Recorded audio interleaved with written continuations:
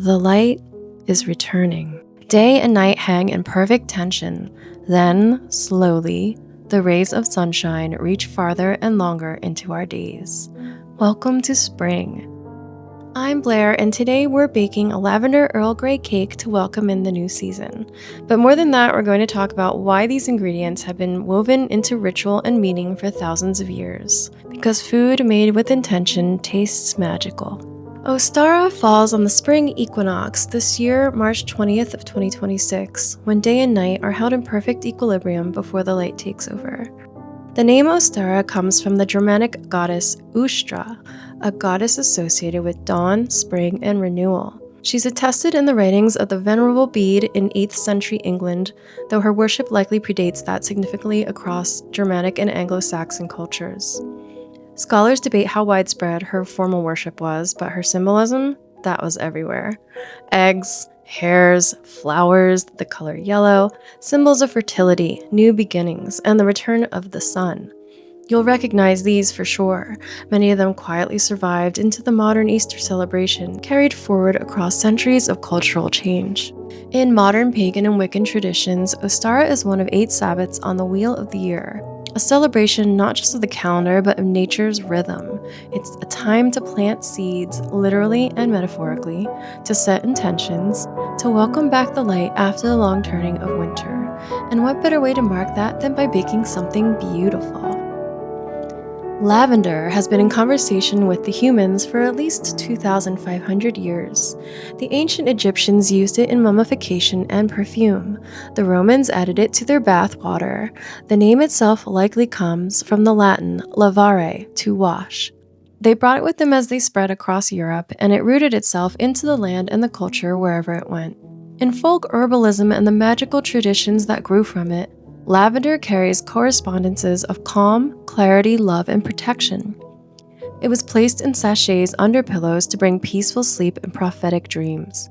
It was burned to cleanse a space, tucked into doorways to protect a home. Lavender is associated with the element of air, with Mercury, and with Virgo, an herb of the mind, of communication, of gentle healing. And in the kitchen, it bridges sweet and floral in a way that feels almost alchemical. It doesn't overwhelm, it lifts. Earl Grey tea gets its distinctive flavor from bergamot, a small, intensely fragrant citrus fruit, likely a hybrid of lemon and bitter orange, grown primarily in Calabria in southern Italy. The origin story of Earl Grey, the tea, is charmingly murky. The most popular legend involves a Chinese mandarin gifting a blend to Charles Grey, the second Earl Grey, and British Prime Minister, in the 1830s. Whether that's true or a good piece of Victorian marketing, we may never know. What we do know is that bergamot and black tea is one of the great flavor marriages in culinary history. In magical tradition, citrus, and bergamot especially, carries correspondences of clarity, success, and prosperity.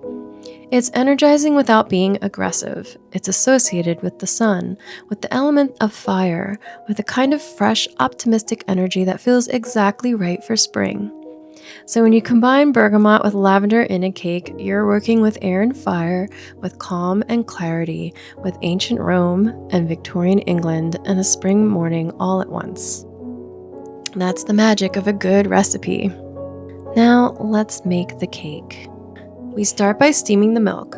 Once it's just beginning to steam, stir in the loose lavender and Earl Grey leaves. Then pull it off the heat and let it steep until it cools to room temperature. You could use tea bags here, but I'm trying to cut down on my microplastics. Once cool, strain out the leaves and buds and set the milk aside.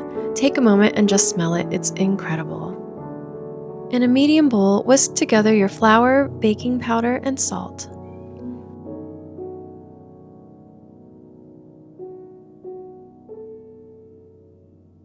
In a larger bowl, beat the sugar and room temperature butter together until combined.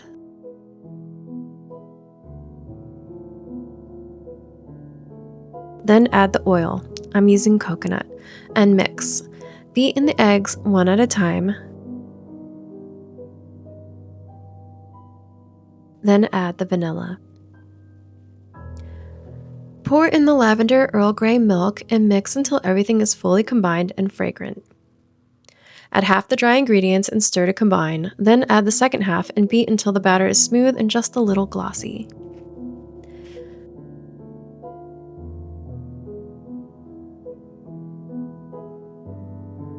Divide the batter evenly between two greased 8-inch round pans and bake at 325 degrees Fahrenheit, 162 degrees Celsius, in the center of a preheated oven for 30 to 35 minutes, or until a toothpick comes out clean. Look at these, aren't they just so dear? Let them cool in the pan for 10 minutes, then turn out onto a wire rack to cool completely. Now for the most delicious lavender buttercream icing. We're going to infuse lavender into warm milk one more time, just like before, minus the tea. Allow to cool completely before you even think of adding it to the buttercream. Cream the butter until it's lightened in color and looks almost fluffy. Then, with the mixer on low, add the powdered sugar a few cups at a time. Add the cooled lavender milk, vanilla, a pinch of salt, and your food coloring if you're using it. I went with plant-based food coloring, red and blue, a soft lavender that faded a little as it sat, which I guess speaks to its ethereal nature.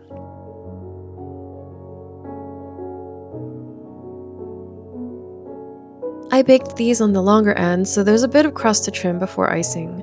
Worth doing for a cleaner finish, though.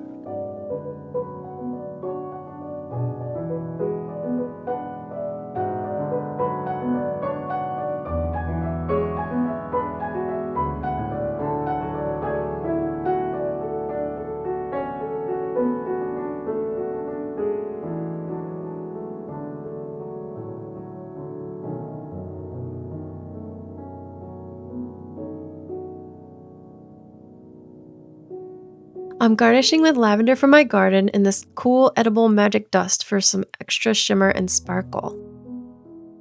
Let's try this lovely out, shall we?